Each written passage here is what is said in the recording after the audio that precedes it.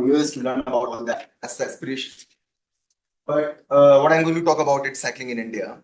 And I'm calling it a story of contradictions because I've been studying cycling with other collaborators for 5 years. And the more I study it, the more I realize there are many factors, there are many forces in play that are encouraging people to cycle. That's keeping the cycling culture alive in India. But there are also these other contradictory factors in play which stop people from cycling. There are a lot of barriers being put in place. And through my presentation, I show you those two sort of factors coming into play. A lot of what I'm going to talk about today will come through our research work that we've done recently.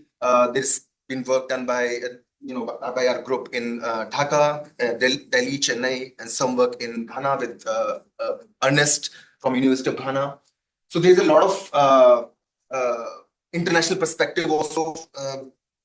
When I speak about things, it will be coming out like that. And yeah, I mean, and a lot of this story that I'm going to talk about comes from having spent a lot of time on the road and doing observations with my students and collaborators.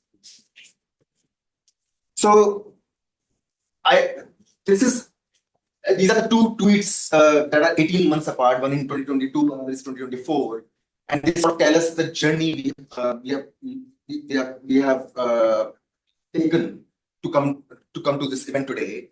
In December 2022, John made this video about cycling on major arteries.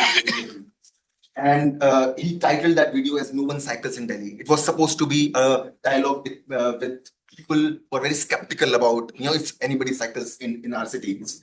And the video was very funny. I was being interviewed in the video, and behind me, a whole host of cyclists passing through. And between then over time, we have done a lot of research. We have realized studying cycling is fascinating. It's also very complex. It's not just about roads, it's also about design, industry. There are lots of stakeholders involved. And we also felt very frustrated that cycling doesn't have a dedicated forum for it. So there was a safety conference that was conducted in Delhi, International Safety Conference 2 months ago. There were hundreds and hundreds of presentation posters. There were a handful of posters that were talking about cycles. That's a shame. There are a lot of dedicated cycling conference in Europe, but there's no representation of South Asia there. So it's that frustration and that need to have a dedicated forum for cycling is the reason why we decided to do this. I'm very thankful to Kavi, who brings a lot of fun to be able to do this work, and we hope we keep doing so in the future also. I'm hoping this becomes an annual affair. So, when we got independence from about 1950 to 1970 is what I would call the golden age of cycling in India. When British left, India was thinking Indian was thinking very strongly about self-dependence. We wanted to build our own industry for bicycles. Jawaharlal Nehru was taking initiative of setting bicycle manufacturing centers across the country. Because before that, during British times, we were importing a lot of bicycles. We were importing parts from bicycles that was unaffordable for many people to use.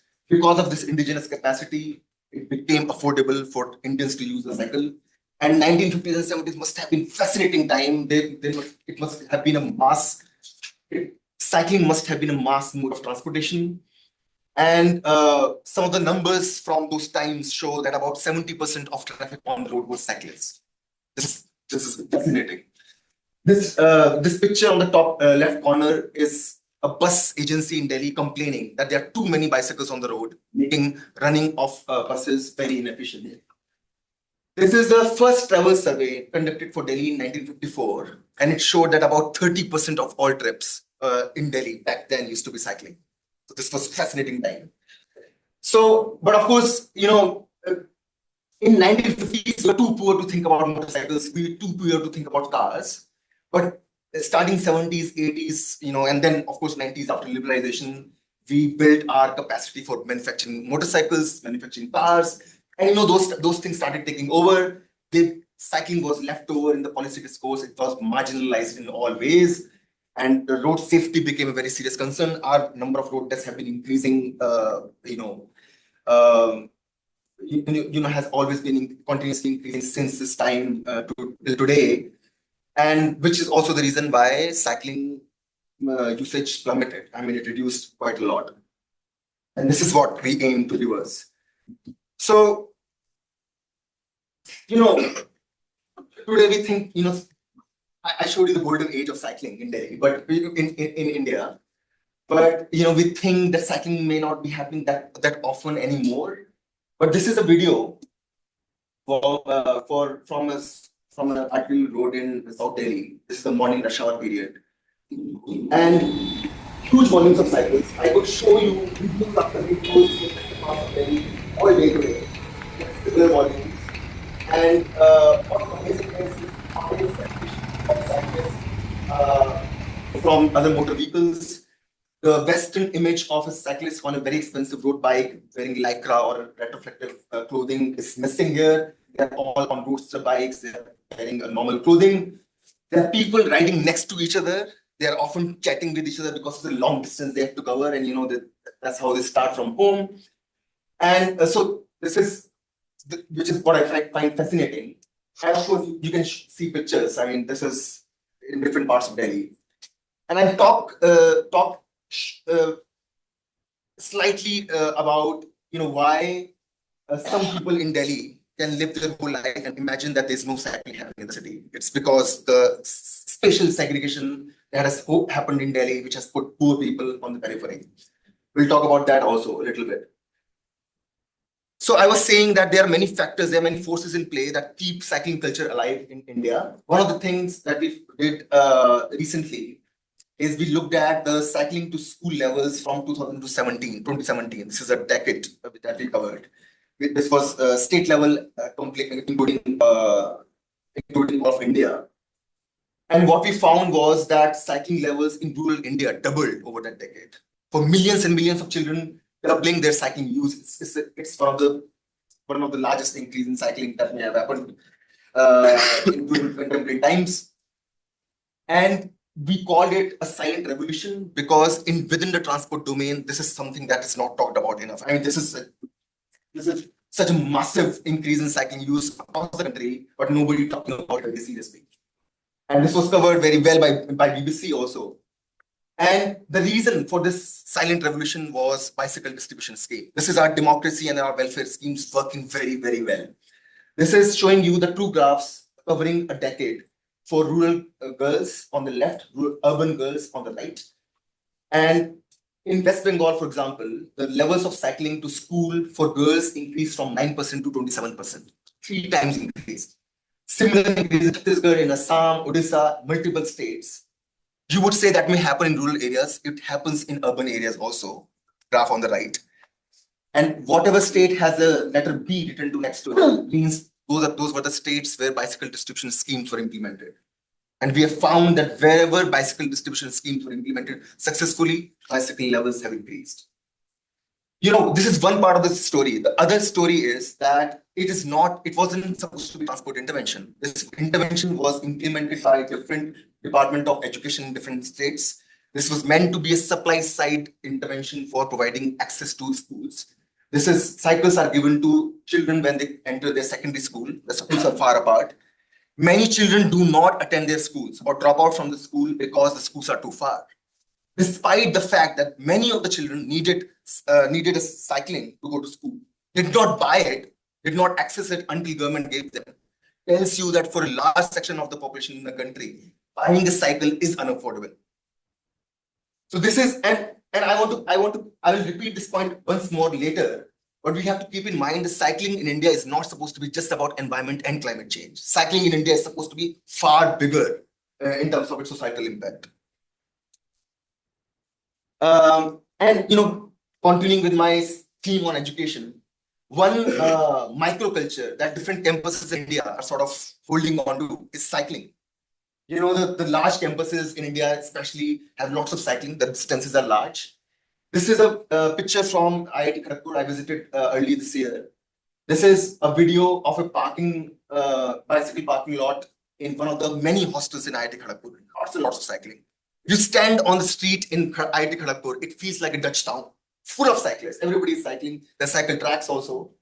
And you know why that is happening, right? This is a closed environment. This is very safe. Vehicles are restricted. Most of these students are not allowed to have a vehicle. So once the environment is there, cycling happens. The point is that there are many horrible things happening on the road because of which people don't take up cycling. But there are many other things happening in the country which is keeping cycling culture alive. Uh, and talking about barriers, I don't think I have to state the obvious. Road safety is a serious problem when it comes to cycling. When we think about cycling, people tell you, "Why do you cycle?" So on, and that they're right. And let me tell you a story. This is stretch of the Mathura Road that I have studied very deeply. Mathura Road is a major arterial. It's national. It used to be National Highway 2, the Grand Trunk Road. And I want to tell you the story of villager. The residents of Ali village. It's an urban village next to this major arterial, and they travel to Okhla industrial area. And the story of how barriers are created for cyclists. So this was how this junction. The village residents will come from here, go north for the Oakland industrial area. Until 2021, in the middle of the pandemic, this is how this junction looked like. Bang in the middle of the pandemic in 2021, PWD put up these bollards in the middle. These are New Jersey barriers. They closed this junction. Very minor intervention. This is done overnight. The New Jersey barriers are brought in the truck and they put there over there. And now I'll tell you what it does to the cyclists. So, and remember, I show you these videos, and you have to keep in mind this is people traveling to work every day. This is not a battleground. This is not people crossing international borders. So now the Ali village residents don't have a at-grade crossing. This is what they have. There's a massive foot overbridge built. Good thing is that it has many gentle slopes for cyclists to navigate, and they have to do all of that and go through these bollards. We'll talk about why these bollards exist here later. Some of the residents who live down the road, they have to do this. Again, the same story. PWD blocking a junction by putting these New Jersey barriers, and this is how they cross the road. There is about 15 seconds of green time for them to cross the road. It's ridiculous what they've done. There's left some space between the New Jersey barriers. They have to cross like this, perpendicular to the moving traffic. And this is how they have to navigate now. This is all these people traveling to work every day. Look at this. And the story is not ending here. Now they have to do a railway crossing, because across the railway crossing is where the Oakland industrial area is. This is a lot of cyclists lining up here to get into this 2 foot entry into this what is called an illegal railway crossing. This one.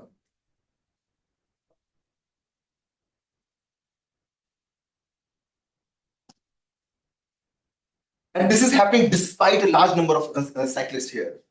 People complain not having cycle tracks because there's nobody cycling. This is lots and lots of them cycling. And they go. So basically, sorry, struggling with the video.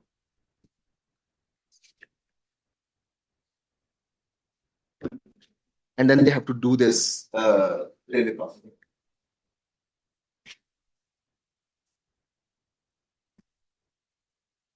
So whenever you talk about manufacturing sector, please think about this is the labor that contributes to the manufacturing sector of India.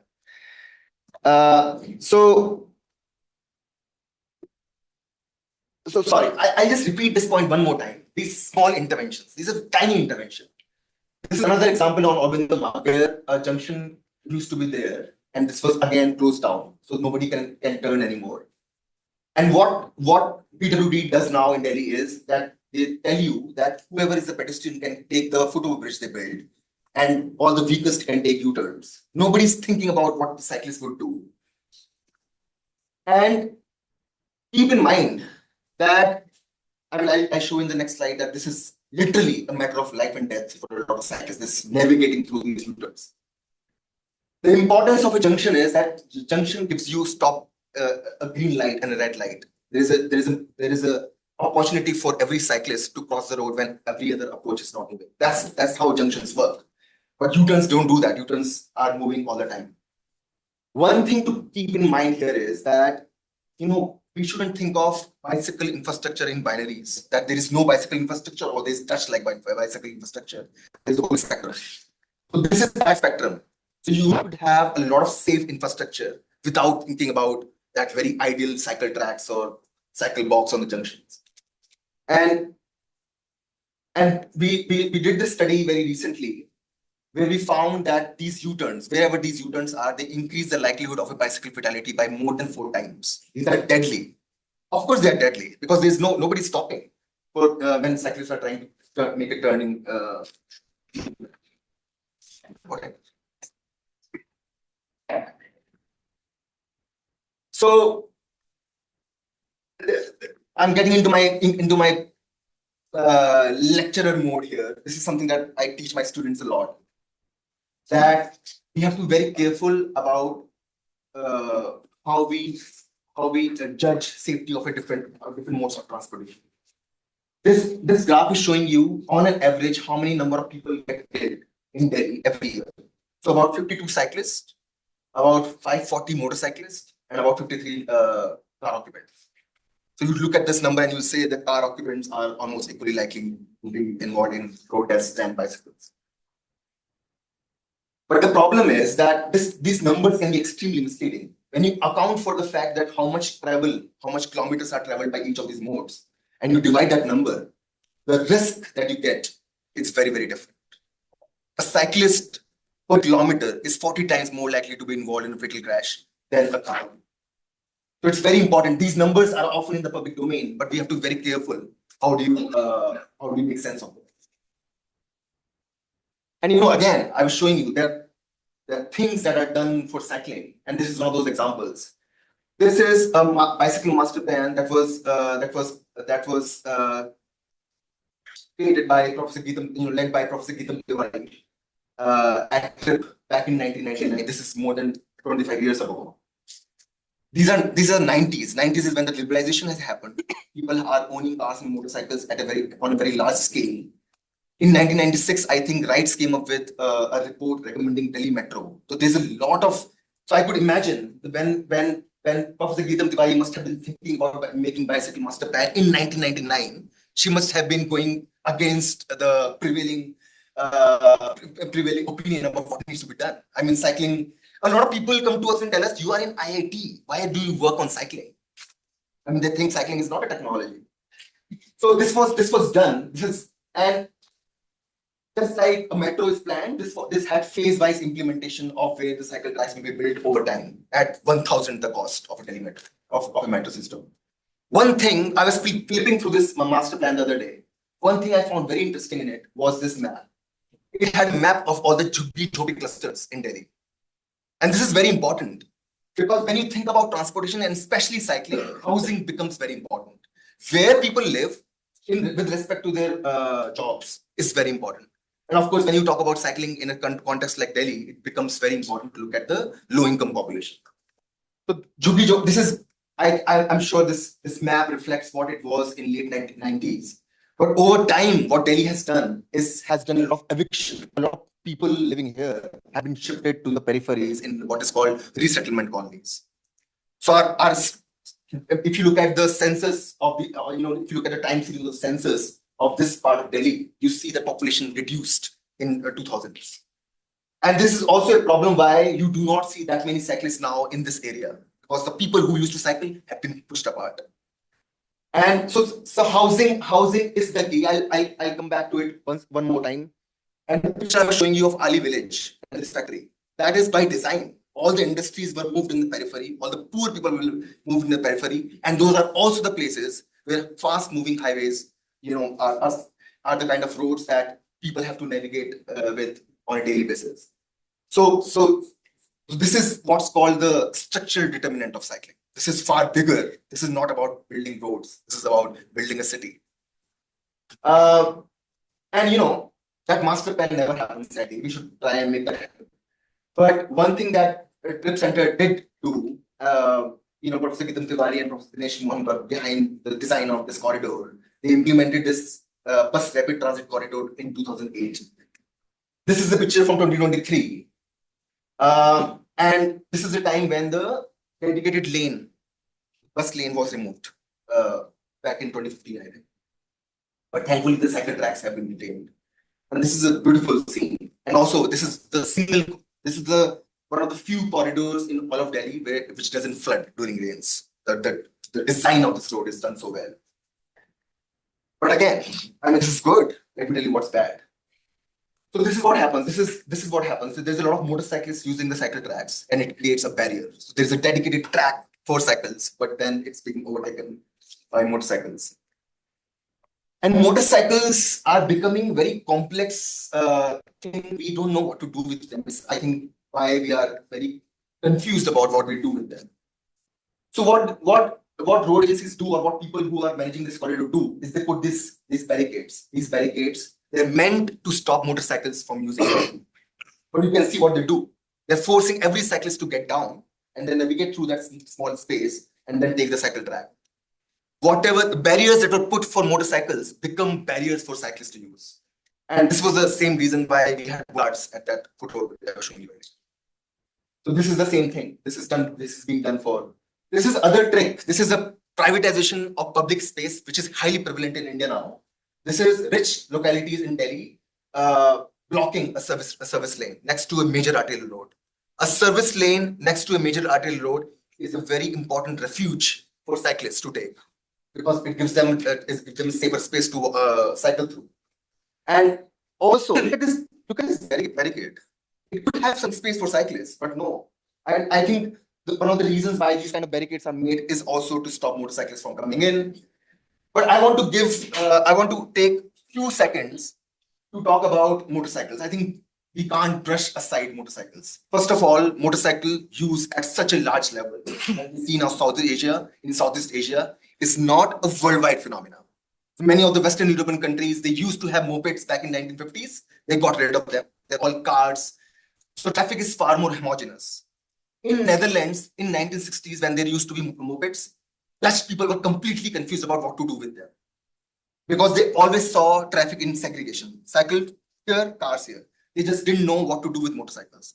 It is only through economic changes or not focusing on moped industry that they finally got rid of mopeds completely from their traffic. There's some. But we are having to deal with this at a very large scale. Some African countries, but in Asia and Southeast Asia, it's a major phenomenon. The point is that we need to think very deeply about what is the space of motorcyclists on the road. Where should they go? They can't be in the same space as cyclists because they travel at a high speed. They can't be in the same road space as cars and trucks because they make them highly vulnerable. That's the question that's haunting us. We don't have the answer. So it's something we need to think about.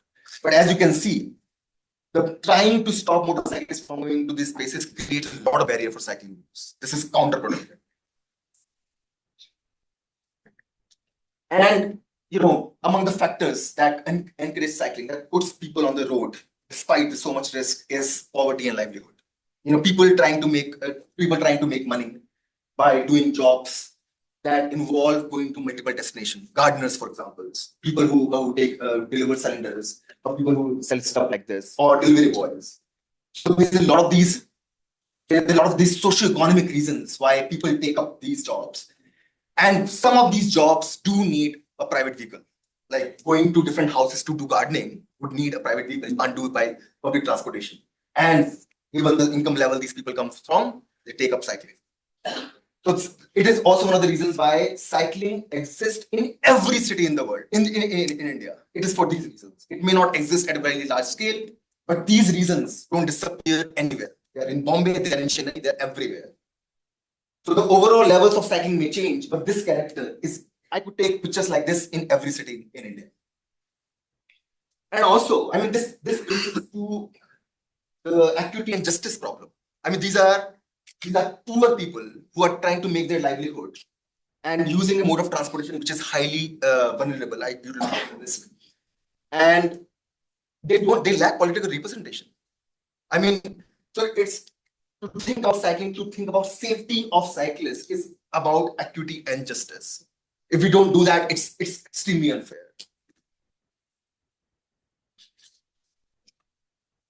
And again, something that creates a problem, and again, far more problem for poor people, is tropical weather.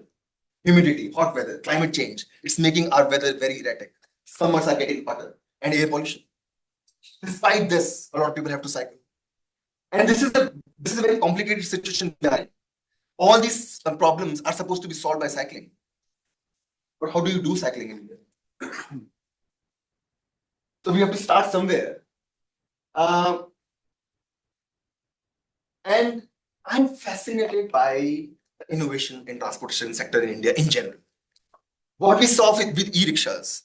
Over last 10 years, e-rickshaws have completely taken over in small towns, villages, towns, everywhere. I think transportation researchers haven't really measured the impact of that. Those places used to be full of fumes from diesel, a lot of noise. All of that has gone away. This is public transportation being provided to a lot of people who need that. And similar innovation I'm seeing in terms of e-bikes. Nobody in the world is making an e-bike that looks like this. This is a roadster bike retrofitted with electric motor. And the reason these bikes are being made like this is to make them at a price range which poor people can afford. You could make sleeker versions also. There are even sleeker versions than this, where the battery doesn't even show up. You can't even see it, but they are very expensive. But the reason, but I could see that industry, by e-bike industry is responding to the segment they're serving. And they even have the thelas, which are electric, and the innovation is amazing. And this is just a small example to show that how people become creative. People taking off the reflectors and putting it on their bikes. There is some problem with why reflectors from the bicycles in India keep coming off, like right off. So there is some design problem there. Is something we should discuss in one of the panels. But one thing I do want to talk about is the repair industry. I mean, cycling in India is dependent on this ecosystem of bicycle repairs across our cities. We can always depend on finding one, partner, but their livelihood is also endangered. A lot of people, cycle repairs shops, are being evicted, are being removed, and we have to be very careful that sometimes how cycle tracks themselves can be very bad for cycle repairs, because cycle tracks can be used for gentrification. And in that process, those people on the street repairing your bicycles can be removed. It's something we have to think very, very seriously about. And it will come up during the panel discussions too. I end on this one to say that when you think about cycling in India and South Asia, in many LMICs, we have to go beyond pollution. We have to go beyond climate change. There are far more societal benefits that we are going to get by encouraging cycling. And this is some of the this doesn't even cover all the sustainable development goals that cycling can address. But there is, we saw the example of participation through bicycle distribution scheme. There's no doubt about good health and well-being that comes from physical activity. Decent work and economic growth. Examples where people depend on cycles to earn their livelihood. Responsible consumption and production. I think thinking about cycling is also our way of thinking about responsible consumption. I think cycling is a good symbol for that. I think I'll just end here, and a lot of this will be taken up through many multiple panel discussions. Thank you.